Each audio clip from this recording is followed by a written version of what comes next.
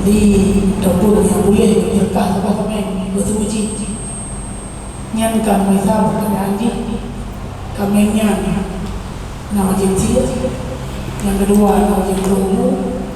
Yang kedua diurang yang terima masa ahli masjid atau panitia masjid juga beliau. Sekian, assalamualaikum warahmatullahi wabarakatuh. Kan. Sabuk mana yang mana jelas nak bicara terung saya kan manuk baru. Yang kun sabuk sah sabuk kameng.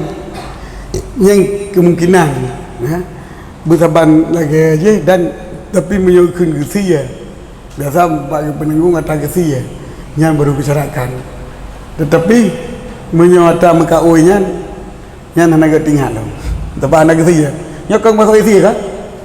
Gemuk oi ke masjid kan? Untuk masjid. Nak ditentukan masjid hana.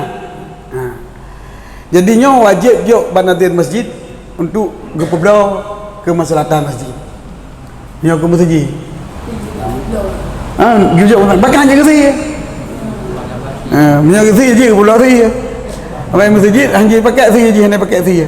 Kan dia kata ke masjid ke masalatan masjid mana je. Pulau jangan ke masjid. Kemasalah nak terhumum cara pakai orang yang nak tinggal. Menyo kedaya hanya tu sih. Mesti kedaya. Menyo kurang kedaya. Nyan menyo pakai sih je. Pakai pulau apa je tak ke kedanya. Kurang yang beri dayanya. Jadi suruh murid daya. Lain. Bagi kedaya nak rentai. Mungkin udaya mungkin udaya di untuk orang daya. Jadi betul-betul. Yang gemuk-gemuk waktu kendayahnya memang ke urang dayah untuk isi yang kaji. Pandanya yang baru kau, kita mengesut dari dayah pun isi ke urang dayah ataupun manfaat jinjuk ke dayah. Kita ni kena latih ke waktu gemuk kau, latih lu mana orang suci. Gejuk ke urang dayah, ini mengisi teman-teman yang kaji lah. Sebab udayah bahasa Aceh ke udayah je. Lagi udayah, ubah udayah, pi udayah. Kan kena udayah, ya ubah udayah katnya. Kau pun ya ugau yang, kan kayu udayah tu. Kayu umtijin eh. Hai don kena umtijin. Kerja ju cuma ugai ju.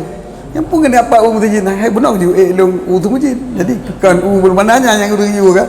Ini bahasa Aceh kan nyanyi. Nyo udayah. Artinya umtijin urang daya. Nah lagi nyan mana karena jigenit